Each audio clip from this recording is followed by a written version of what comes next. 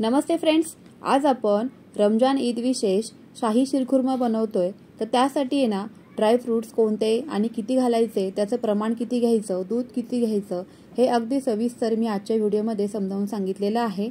तसे पाहायला गेलो तर प्रत्येकाची ही शीरखुर्मा बनवण्याची पद्धत वेगवेगळीच असते, पण आज मी ज्या पद्धतीने बनवलेली आहे तेच तुमच्यासोबत शेअर करणार आहे। नेहमीप्रमाणे रेसिपी आवडली तर व्हिडिओला एक लाईक नक्कीच करा। चला तर मग पटकन वेळ न घालवता रेसिपीला सुरुवात करूयात। सर्वात आधी इथे मी एक कढई ठेवलेली आहे गॅसवर। त्यामध्ये भरपूर असं तूप घालायचं आहे साजूक, आणि आपल्याला इथे आवडीप्रमाणे ड्रायफ्रुट्स घ्यायचे आहेत।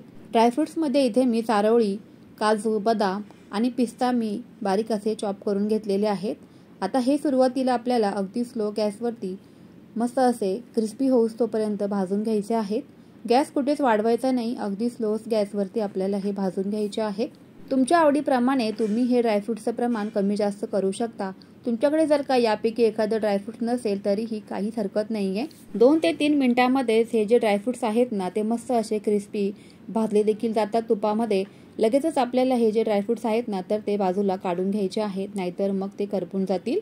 एका प्लेटमध्ये लगेचच काढून घेऊयात। त्याच कढईमध्ये लगेचच आपल्याला इथे खजूरच्या मी बिया काढून घेतलेल्या आहेत। काळे मनुके घ्यायचे आहेत, त्यामधीलही बिया तुम्हाला काढायच्या असतील तर तुम्ही काढू शकता। तर सर्वच आपल्याला हे सुद्धा अगदी स्लो गॅसवरती भाजून घ्यायचे आहेत। कढई तापलेली आहे, त्यामुळे हे जे ड्रायफ्रुट्स आहेत ना ते करपू देखील शकतात, म्हणून इथे चमच्याने आपल्याला सतत हे मिक्स करून घ्यायचं आहे कढईमध्ये, आणि मग ते एकसारखे असे भाजले देखील जातात आणि मनुके सुद्धा मस्त असे फुलतात देखील। 2 ते 3 मिनिटं मस्त असे हे ड्रायफ्रूट सुद्धा भाजून घेऊयात। त्यानंतर बाजारामध्ये ज्या शेवया मिळतात ना तर त्याच इथे मी आणलेल्या आहेत। आता ह्या शेवया ज्या आहेत ना त्या 2 प्रकारामध्ये मिळतात, गव्हाच्या आणि मैद्याच्या।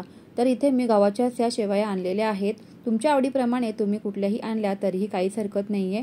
आता ह्या शेवया सुद्धा आपल्याला अगदी थोडंसं तूप घालून स्लो गॅसवरती मस्त असे भाजून घ्यायचे आहेत, आणि त्यामुळे चव जी आहे ना ती आणखी खुलून येते। भाजून घेतल्यामुळे त्या चिकट वगैरे होत नाहीत।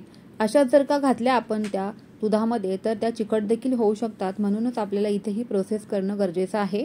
आजची ही शाही शीरखुर्माची खीर जी आहे ना तर ती मी 1 लिटर दुधापासून बनवणार आहे।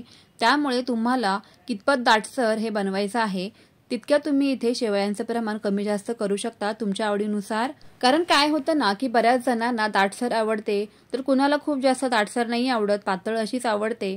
त्यामुळे इथे ना तुम्ही इथे शेवयांचं प्रमाण घेतलं तरी पण चालणार आहे। आता तुम्ही इथे बघू शकताय की शेवयांचा हलकासा रंगही बदललेला आहे। तर लगेचच आपल्याला यामध्ये दूध ऍड करून घ्यायचं आहे। दूध इथे मी अगोदरच तापवून थोडंसं थंड करून घेतलेलं आहे, त्यामुळे तुम्ही सुद्धा दूध तापवूनच वापरायचं आहे, नाहीतर मग ते या शेवयांमध्ये घातल्यानंतर दूध फाटूही शकतं। त्यामुळे इथे ही काळजी घ्यायचीच आहे। आता आपण जे काही ड्रायफ्रुट्स भाजून घेतले होते ना तर या दुधामध्ये सर्वच ऍड करून घ्यायचे आहेत। 25 ते 30 दिवसांच्या उपवासानंतर शरीरामधली झीज भरून काढण्यासाठी हा शाही शीरखुर्मा बनवला जातो।